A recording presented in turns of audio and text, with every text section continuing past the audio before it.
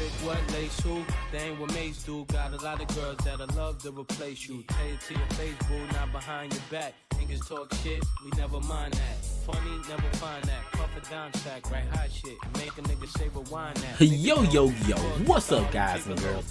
It's your boy, Centel NBA Live Bolton. Yo, I'm coming back with Madden 23, y'all. Now, if you're here for the first time and you like my content, I would like you to hit that like button, click that subscribe button, turn on all your bell notifications for all your retro gaming plus NBA Live content plus next gen content. Speaking of next gen, Madden 23, that's right, you see it on the screen right now. So guys, let me tell y'all, you know, I like the old Madden, you know, video games on the Sega Genesis. And so, you know, I was trying to debate what I was going to do, whether I was going to get the Xbox One version or the Xbox Series X version. So this is the Xbox Series X version, since I got a Series X. But this is the thing, y'all. I saw the front covers. The front cover of the Xbox One version looks way better. It's like the classic X and O's. It's Madden with his shirt tucked in and everything. It's way better. Now this right here, this cover right here, this is on the cover of the Series X.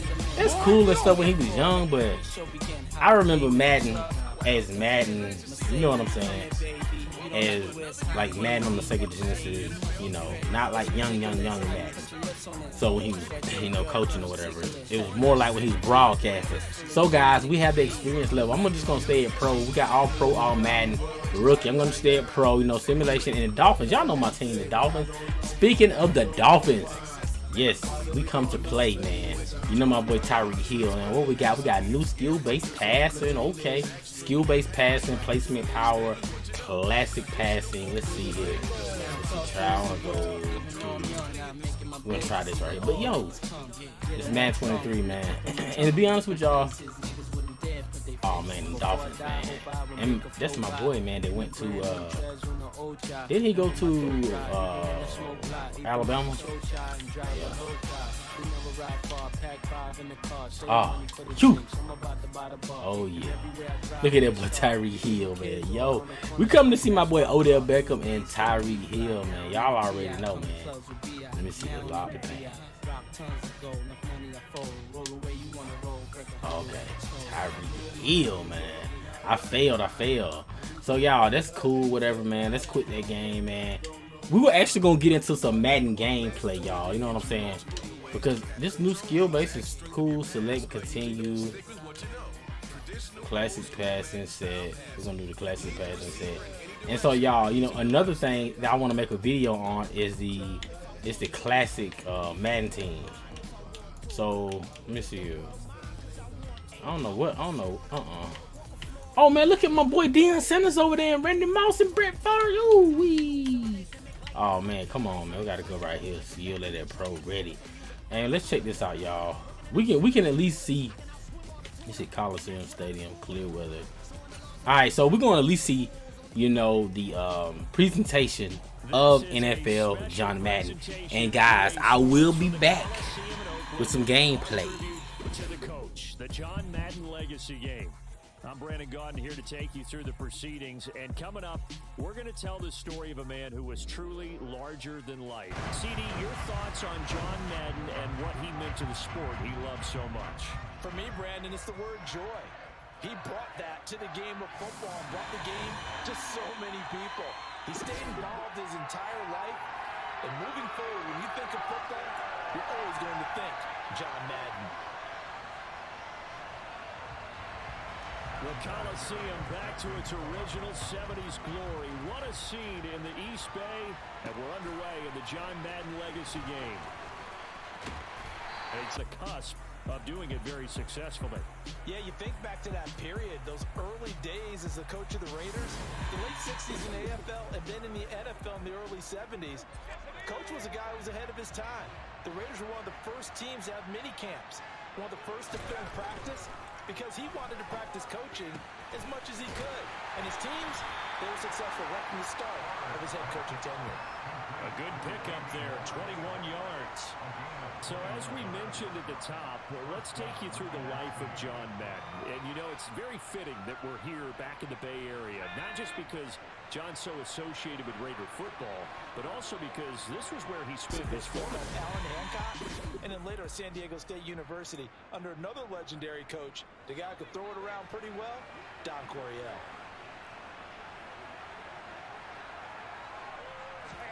On 1st and 10, here's Brady. Man open left side is Brown. And they'll get this one to about the 20-yard line. A new set of downs after a strong pickup of 16 yards.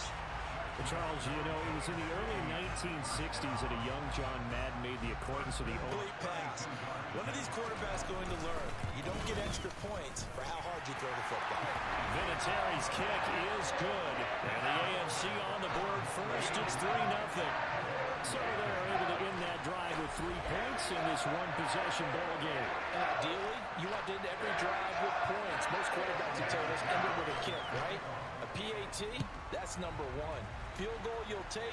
Punts, you really don't want to do that. In this case, they'll take the field goal and get prepared for the rest of the game. And he'll take it up past the 25 to the 26-yard line. For the NFC offense coming out here, and you know, Charles, Coach Madden always said that if he had one drive to win a game, then he had to pick a quarterback, he would pick Kenny Stabler. But I think if you asked him to omit any of his Raiders players, there's a good chance the guy he'd select would be Brett Favre. Brett Favre is always smiling. He's always laughing. He's always talking to someone. He remembers that it's a game. And if it's a game, you should have fun. And Brandon, that always reminds me of a great movie line where one of the players was telling a coach, every time I say it's a game, you say it's a business. And every time I say it's a business, you say it's a game. With Coach, it was always a game. Charles, you talked about John Madden and the Raiders going on a ride. Well, try these numbers on for size. In 10 seasons as a head coach, the Raiders won their division 7 times. They finished second the other 3 times, and he became the youngest coach to amass 100 career regular season victories and is still, to this day, the franchise leader in wins. And when you think about it, that's where that rivalry with Kansas City really took root.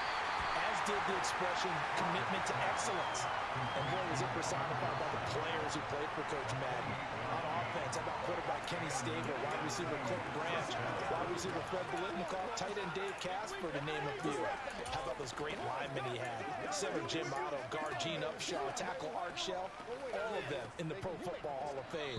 And guys on the defensive side of the ball, the Mad Stork himself, Ted Hendricks, Willie Brown, John Matuzak, Otis Sistrunk, and Big Ben Davidson. So many great players, so many great memories. The NFC with the football here to begin the second quarter, as they've got it with a 1st and 10.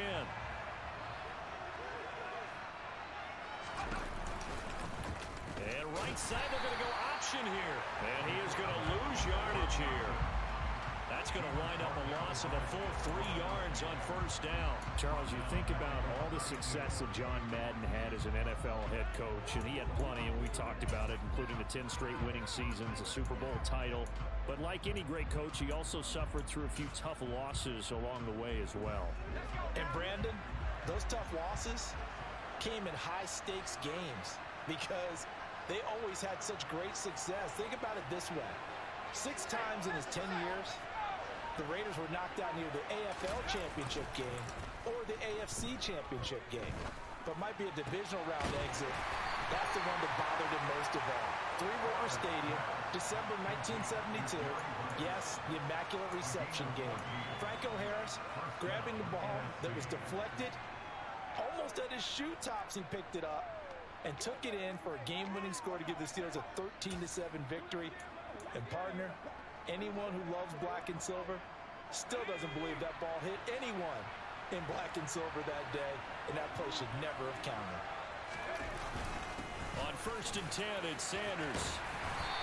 And he's going to be taken down here with a penalty flag on the field. Holding offense. So that flag obviously takes away the good yardage that they had on the play. And talk about a momentum shift, because we can visibly see This celebration shifting from one side of the field to the other as soon as everyone saw the flag. It's caught by Sanders. The CD, we spoke of some of the Raiders' tough playoff losses through the decade of the 70s, but for one shining season, they put it all together, and that was 1976. You remember a 13-1 regular season, a memorable playoff win over New England. They dominated the Steelers 24-7 in the AFC title game, and then a meeting with the Minnesota Vikings in Super Bowl 11. Oh, Brandon, what a game that was down at the Rose Bowl in Pasadena. A gorgeous 53-degree day, perfect for football. Raiders got out to 16. And that's going to be caught. Touchdown. George Kittle from 10 yards out. And the NFC has taken the lead. This is why a lot of play callers love play action in this spot. You just want to freeze the linebackers just for a second. Then you got a chance to get a quick pass into your tight end right behind them for a touchdown.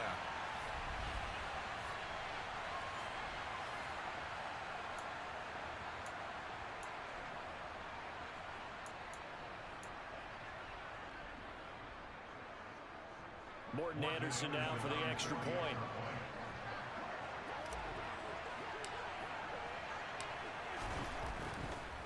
Oh, they flip it to the kicker. He looks like he's going to throw it.